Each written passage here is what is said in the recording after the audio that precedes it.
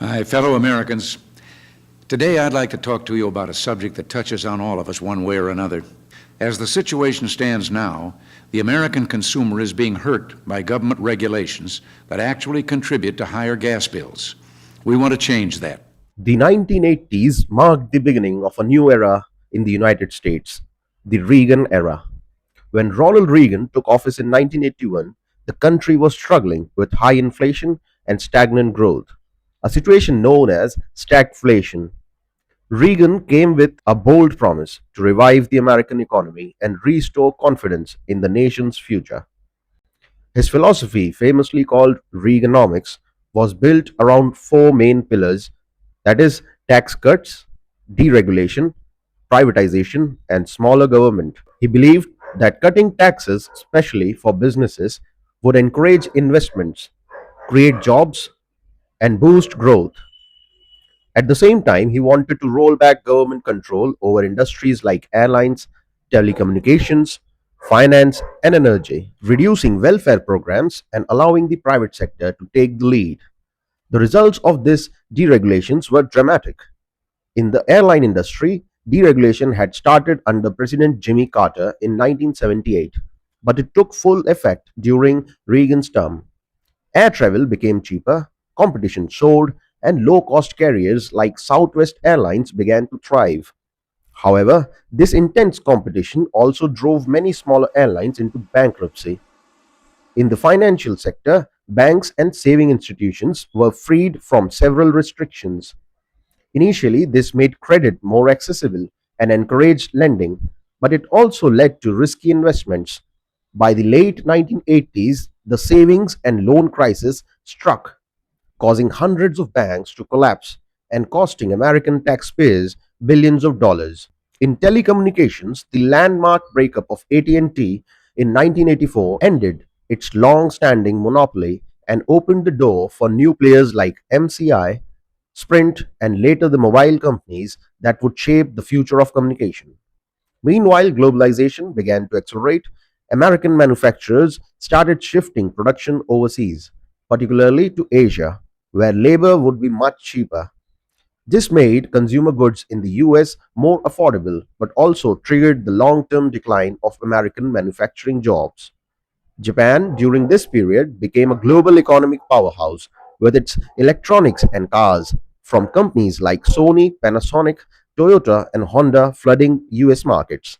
There was a genuine fear among Americans that Japan might soon overtake the US economically. Yet, while factories move abroad, a new revolution was beginning at home, the rise of technology.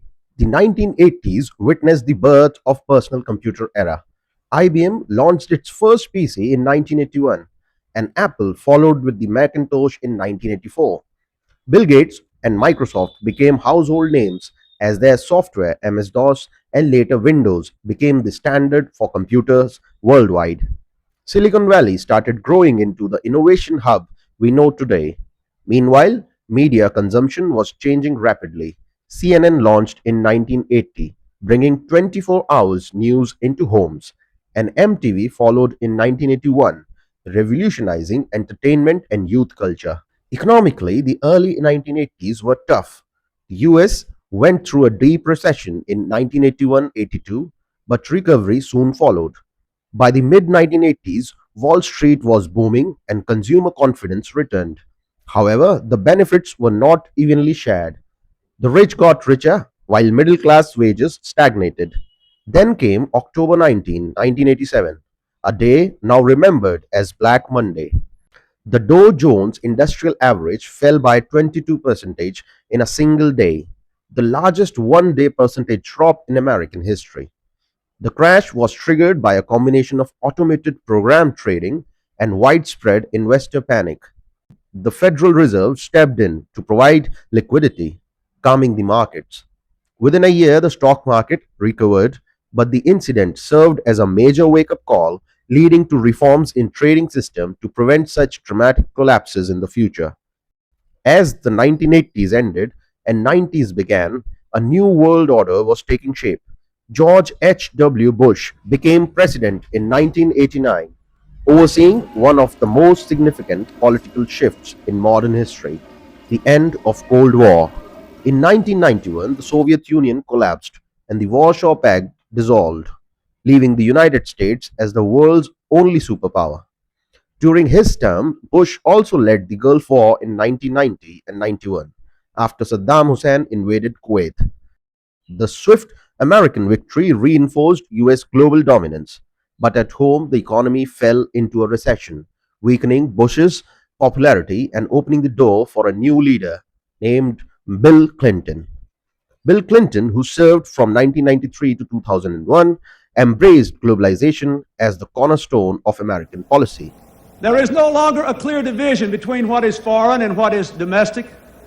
The world economy, the world environment. Today, as an old order passes, the new world is more free but less stable. Communism's collapse has called forth old animosities and new dangers. Clearly, America must continue to lead the world we did so much to make. He signed the North American Free Trade Agreement (NAFTA) in 1994, creating a free trade zone between US, Canada, and Mexico. The following years, he supported the creation of the World Trade Organization to promote global trade liberalization. Clinton's administration promoted the idea of new economy, one built on technology, services, and finance rather than manufacturing. The rise of internet perfectly aligned with this vision. The early 90s saw the launch of Mosaic browser in 1993 and Netscape in 94, making the World Wide Web accessible to ordinary people. The internet transformed communication, commerce, and media in ways that were previously unimaginable. The technology boom of 90s created a new generation of global giants.